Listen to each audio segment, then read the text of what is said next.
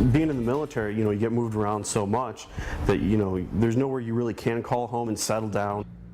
But that Army veteran has now settled down in Lee County and wants to go to school for radiation to help cancer patients like himself. But the only local school that has the program he wants, Edison State College, will not give him in-state tuition, and he wants to know why. 4 in your corner, Sarah Belsole working to get him answers. Sarah? That's right, Patrick. Brandon Evans was in the Army for 5 years when he was diagnosed with cancer.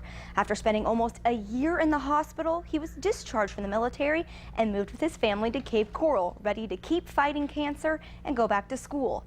But things aren't going according to plan. Army veteran Brandon Evans just bought this home in Cape Coral, got his Florida driver's license, and even registered to vote here. So it sounds like a no-brainer that he'd get in-state tuition from Edison State College, right? Wrong. I was denied in-state residency. When I reached out to Edison State to find out why, they told me to email my questions about Brandon's situation. Their response? State law says they can only give in-state tuition to active duty military. And remember, Brandon's retired.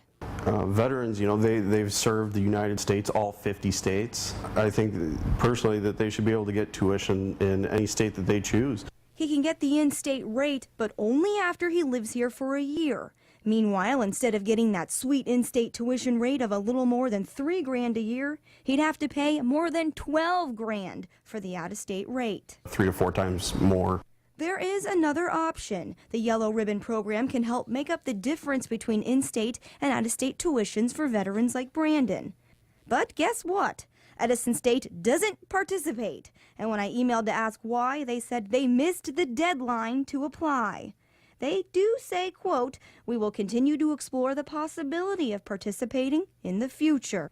But that's not doing Brandon any good, who was ready to start school this semester.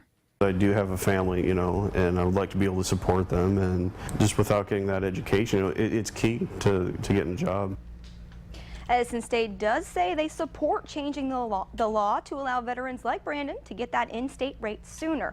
And his dad says that should be doable since the state recently passed a law allowing kids of undocumented immigrants to get an in-state rate.